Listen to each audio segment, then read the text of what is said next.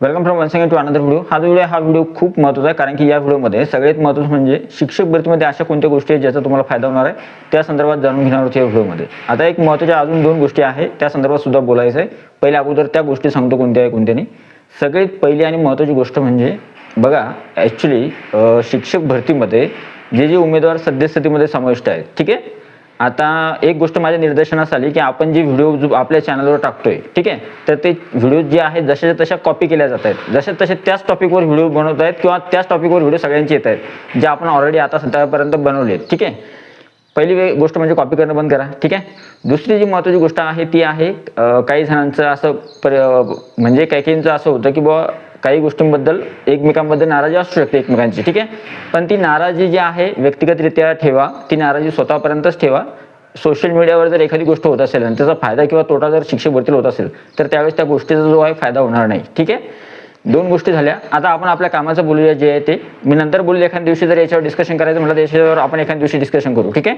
तर सगळ्यात अगोदर पहिली गोष्ट बघूया की आपण शिक्षक भरती 2025-26 मध्ये उमेदवारांना सगळ्यात महत्त्वाचं म्हणजे कोणकोणत्या गोष्टीचा फायदा होणार आहे, ठीक आहे. या जर गोष्टी तुमच्यावर असतील आणि या जर गोष्टी चांगल्या असतील तर त्यावेळेस मात्र शिक्षक भरतीमध्ये तुम्हाला नेमकी जी आहे सुवर्ण संधी असणार आहे. कोणकोणते उमेदवार आहेत ते किंवा कोणत्या गोष्टी आहेत ते बघूया या व्हिडिओमध्ये. व्हिडिओ जो आहे खूप महत्त्वाचा. व्हिडिओ आवडला तर व्हिडिओ लाईक करा. तुम्ही चॅनलवर नवीन असाल तर चॅनलला सबस्क्राईब करा. साईडचं notification bell all over set करा जेणेकरून कोणत्याही प्रकारचं नोटिफिकेशन देऊन मिस होणार नाही. तर चला सुरू करूया आजचा व्हिडिओ. टेलिग्राम चॅनल, व्हॉट्सअप चॅनलची लिंक डिस्क्रिप्शनमध्ये आहे, त्यांना सुद्धा तुम्ही जॉईन करू शकता किंवा सबस्क्राईब करू शकता, ठीक आहे. आता सगळ्यात पहिली गोष्ट सांगण्या अगोदर एक गोष्ट बघा, बाहेरचा आवाज थोडा येऊ शकतो, बाहेर कन्स्ट्रक्शनचं काम सुरू आहे त्याच्यामुळे थोडं ॲडजस्ट करून घ्या, ठीक आहे. तर पहिला जो मुद्दा आहे तो आहे तुमचा टेट परीक्षेमधला जो स्कोर आहे तो. ॲक्च्युली काही उमेदवारांचा स्कोर खूप छान आहे, म्हणजे काहींना मार्क्स जर बघितले आपण तर 140, 145 किंवा 155, 156, 160, 165 असे मार्क्स आहेत. मग ज्या उमेदवारांचा स्कोर ऑलरेडी बेस्ट आहे किंवा ऑलरेडी चांगला आहे त्या उमेदवारांना शिक्षक भरतीमध्ये जे आहे तुम्हाला त्या गोष्टीचा नक्कीच फायदा होईल. म्हणजे जर तुम्ही तुमचं असं सांगितलं की तुम्ही ज्या शाळेवर किंवा ज्या ठिकाणी तुम्हाला लागायचं आहे त्या ठिकाणी सुद्धा तुम्ही लागू शकता. तुमच्या स्वतःच्या जिल्ह्यामध्ये असेल, तालुक्यामध्ये असेल किंवा तुम्ही जिल्हा परिषदेची जागा असेल किंवा मनपा नपाची जागा असेल तर ती फक्त तुम्हाला मिळेल तुमच्या स्कोरवर. तुमचा स्कोर बेस्ट आहे तर तुम्हाला जे हवं ते डिस्ट्रिक्ट जे आहे ते मिळू शकतं, ठीक आहे. पहिला महत्त्वाचा मुद्दा जो आहे तो. आता ज्या विद्यार्थ्यांचा स्कोर जेमतेम आहे किंवा मीडियम आहे, उदाहरणार्थ समजा 125, 130 किंवा 115, 120 किंवा 122 स्कोर असणारे विद्यार्थी जे आहेत त्यांच्या मनामध्ये सध्या घालमेल आहे की आपण शिक्षक भरतीमध्ये लागणार किंवा नाही लागणार.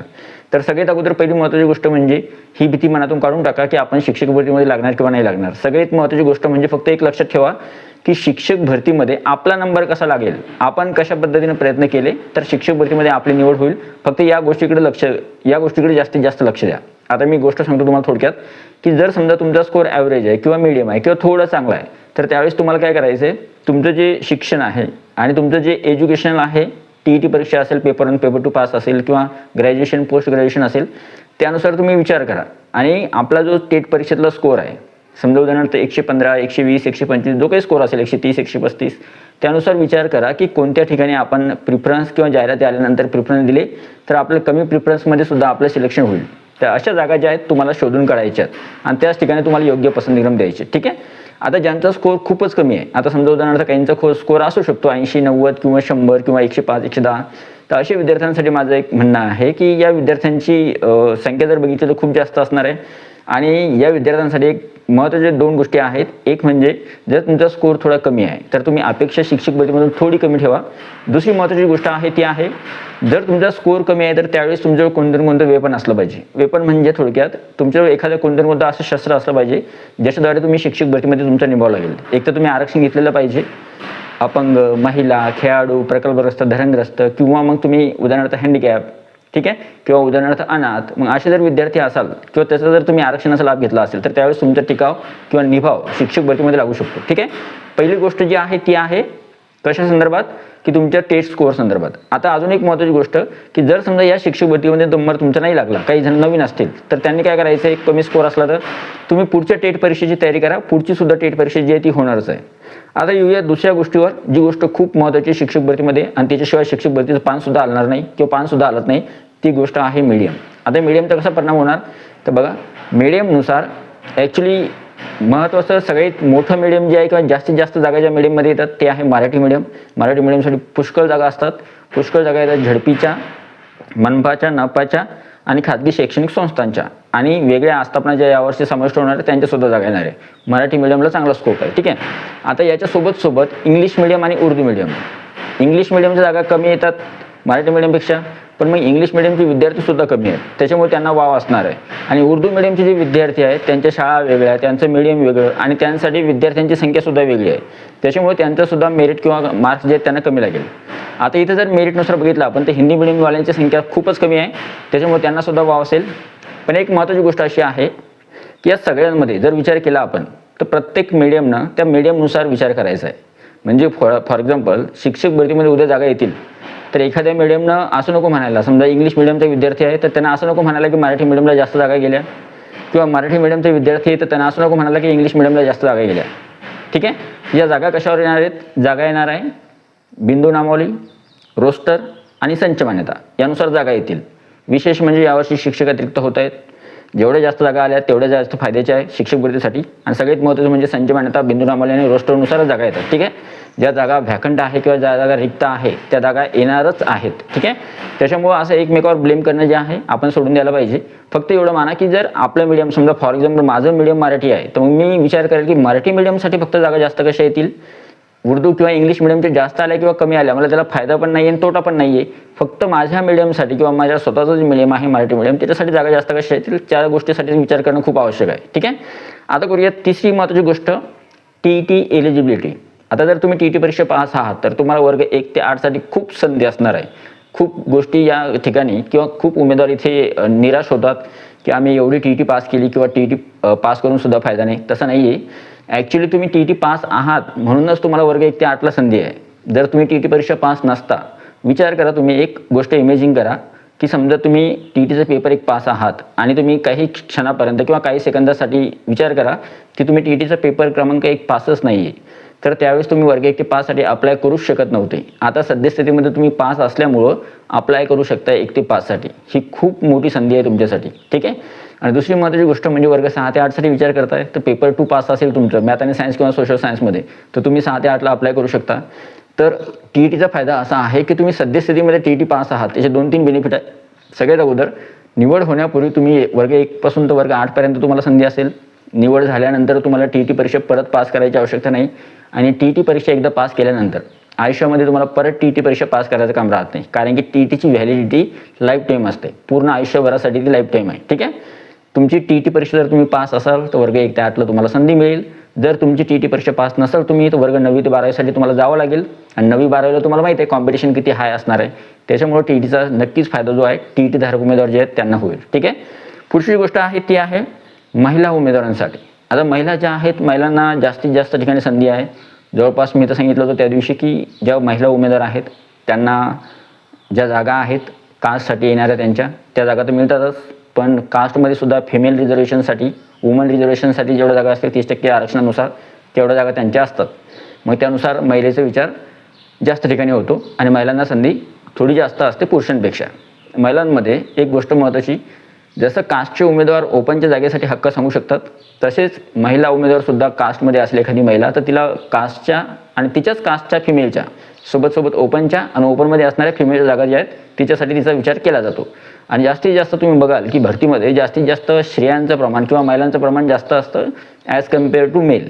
फिमेलचं प्रमाण थोडं जास्त असतं आणि महिलांना या गोष्टीचा फायदा होऊ शकतो येणाऱ्या शिक्षक पद भरती 2025-26मध्ये. ठीक आहे. जागा किती येतात त्या जागेनुसार महिलांची संख्या जी आहे, जर तुम्ही महिला आहात तर त्यावेळेस तुम्हाला त्या गोष्टीचा फायदा घ्यायचा आहे किंवा त्या गोष्टीचा तुम्हाला फायदाच होईल शिक्षक भरतीमध्ये की तुमच्या तुम्हाला मार्क्स जे आहेत 4-5 मार्क्स कमी लागतील पुरुषांपेक्षा.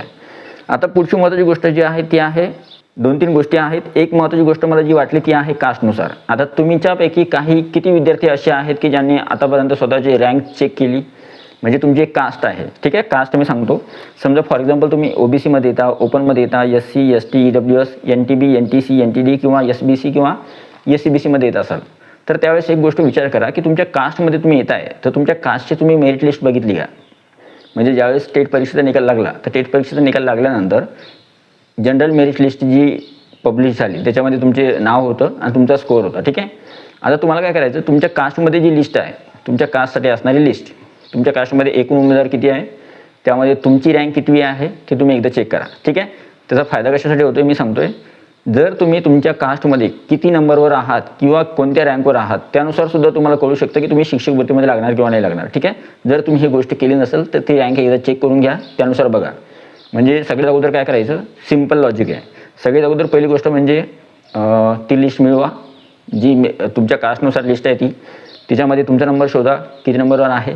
नंतर हे बघा की तुमच्या कास्टसाठी आरक्षण किती आहे. उदाहरणार्थ समजा ज्या कास्टला, प्रत्येक कास्टला जसं जसं आरक्षण असलं तसं. ठीक आहे, ओबीसीला जेवढं आरक्षण आहे, मग ओबीसीला आरक्षणानुसार जेवढे टक्के आरक्षण आहे ओबीसीला तेवढ्या जागा ओबीसीला येणार. मग तेवढ्या जागा जर पदभरती झाली 10, 15, 20 हजारासाठी, तर किती जागा माझ्या कास्टसाठी येऊ शकतात आणि त्यामध्ये मी बसतो का, तेवढ्या रँकमध्ये मी बसतो का, हे बघा.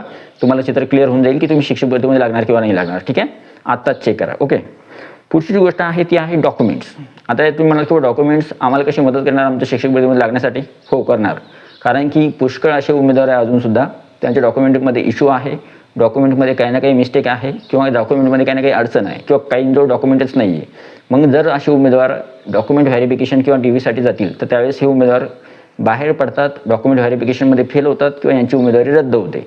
त्याच्यामुळे जर तुमचे डॉक्युमेंट अजूनही व्यवस्थित नसतील तर व्यवस्थित करून घ्या. डॉक्युमेंटचा खूप महत्त्वाचा रोल आहे तुमच्या निवडीसाठी. ठीक आहे, तुम्ही ज्या गोष्टी नमूद केलेल्या आहेत त्या संदर्भात तुमच्याजवळ योग्य ते प्रमाणपत्र किंवा कागदपत्र असणं खूप आवश्यक आहे.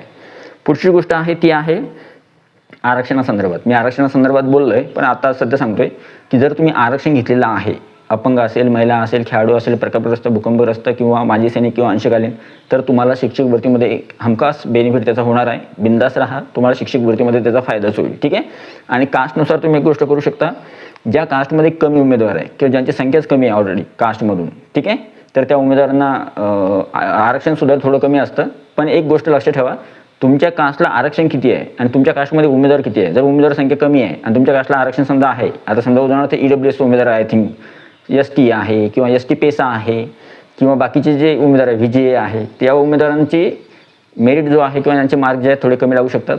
OBC वाल्यांमध्ये बघा, नंतर ओपन किंवा SC STमध्ये किंवा बाकीचे NTC NTD किंवा NTB यांच्यामध्ये जे आहे तुम्ही तुमच्या कास्टनुसार ॲनालिसिस करा की तुम्ही शिक्षक भरतीमध्ये लागणार किंवा नाही लागणार. मी ज्या गोष्टी सांगितल्या तुम्हाला या सगळ्या गोष्टींचा तुम्हाला फायदा शिक्षक भरती 2045मध्ये होणार आहे. एक महत्त्वाचं एक वाक्य लक्षात ठेवा माझं, जर तुमचा स्कोअर छान आहे आणि तुमच्याजवळ खूप साऱ्या गोष्टी आहेत ज्याचा फायदा तुम्हाला शिक्षक भरतीमध्ये डायरेक्टली किंवा इनडायरेक्टली होणार, तर त्या गोष्टी तुम्हाला शिक्षक भरतीमध्ये फायदा देणार, त्याचं तुम्हाला नुकसान अजिबात होणार नाही आहे. ठीक आहे, फक्त फोकस याच्यावर करा, बाकीच्या गोष्टी दुर्लक्षित करा की काय सोशल मीडियावर काय चाललं आहे काही नाही. फक्त फोकस याच्यावर करा की शिक्षक भरती कशी लवकरात लवकर होईल, जास्तीत जास्त जागा कशा येतील आणि लवकरात लवकर पद भरती फक्त पार कशी पडेल याकडे फक्त जास्तीत जास्त लक्ष द्या. आय होप हा जो व्हिडिओ तुम्हाला आवडला असेल, व्हिडिओ आवडला तर व्हिडिओ लाईक करा, तुमचा जो अभिप्राय आहे तो कमेंट बॉक्समध्ये नक्की सांगा. भेटूया पुढच्या व्हिडिओमध्ये, तोपर्यंत व्हिडिओ बघितल्याबद्दल thank you so much, take care, bye bye. आणि हा तुमचा प्रश्न जे आहे किंवा तुम्हाला जे विचारायचं असला तुम्ही कमेंट बॉक्समध्ये विचारू शकता. Thank you so much, take care, bye bye. आणि हा जो व्हिडिओ जास्तीत जास्त शेअर करायला विसरू नका. Thank you so much.